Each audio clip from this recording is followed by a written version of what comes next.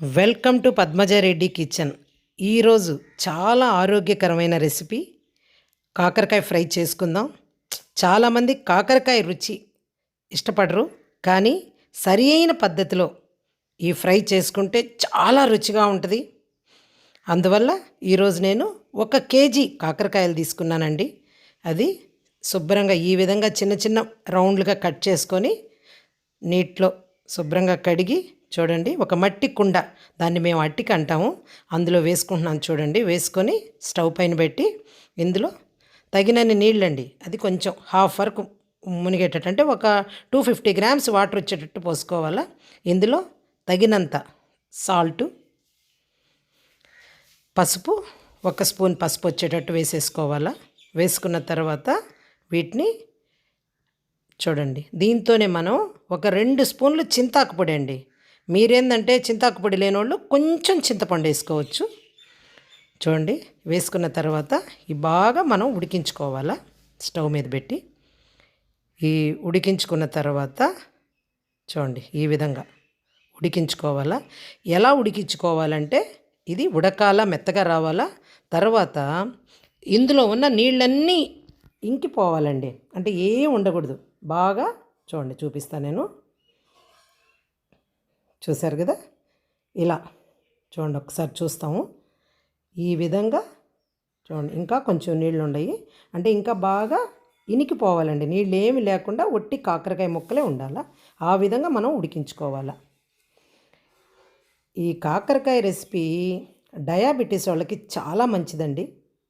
చూడండి, కాకరకాయ బాగా ఉడికిపోయింది. ఇలా ఈ విధంగా ఏం నీళ్లు లేకుండా, పచ్చి లేకుండా ఉడికిపోవాలా. ఇప్పుడు దీన్ని స్టవ్ పైన దించేసుకొని మనం ఒక బౌల్లో పోసుకొని ఒక రోజంతా ఇలా ఎండలో ఆరబెట్టుకోవాలండి. మనం కొంచెం తడి తగ్గిపోయేటట్టు ఎండలో ఆరబెట్టుకోవాలా. ఈ విధంగా చేసుకుంటే మనం బయట పెట్టుకున్నా కూడా ఒక వారం రోజులు నిల్వ ఉంటుంది. అదే మనం ఫ్రిడ్జ్లో కానీ పెట్టుకున్నాం అనుకోండి, ఒక నెల రోజుల వరకు ఉంటుంది. ఎప్పుడు కావాలంటే అప్పుడు కొద్ది కొద్దిగా తీసుకొని మనం పోపు వేసుకొని తాళింపు రెడీ చేసుకోవచ్చు. చూడండి, ఇందుకు మనం ఫ్రైకి ఒక పాన్ తీసుకొని 3 స్పూన్లు ఆయిల్ వేసుకున్నాను. ఆయిల్ వేడెక్కింది. నేను ఉప్పు మిరపకాయలు వేసుకున్నానండి టేస్ట్ కోసం, ఒక 10 దాకా. మీరైతే అది ఆప్షనల్, మీరు ఎండుమిర్చి అయినా వేసుకోవచ్చు.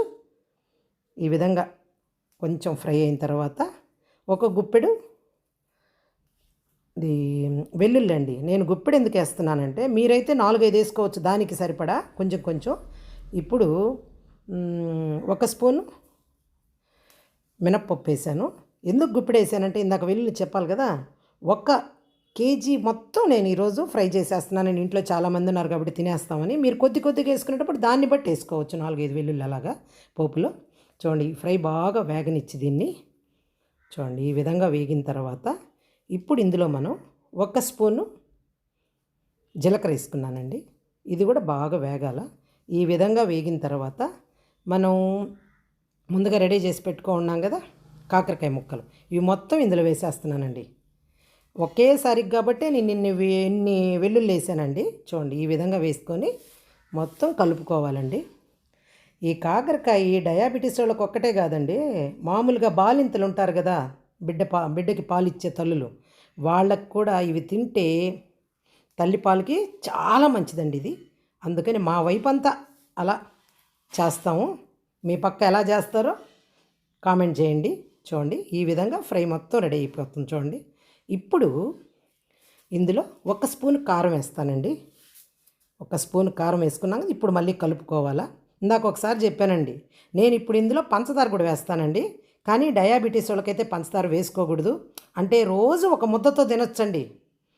ఇప్పుడు ట్యాబ్లెట్లు చేదుగా మింగేదానికన్నా మనం ఆరోగ్యకరమైనది ఏముంది, ఒక ముద్దలో తిన్నాం అనుకోండి, రోజు ఒక ముద్ద బాగుంటుంది కదా ఆరోగ్యం. చూడండి, ఇప్పుడు నేను పంచదార చెప్పాను కదా, మేము పంచదార వేసుకుంటున్నాము.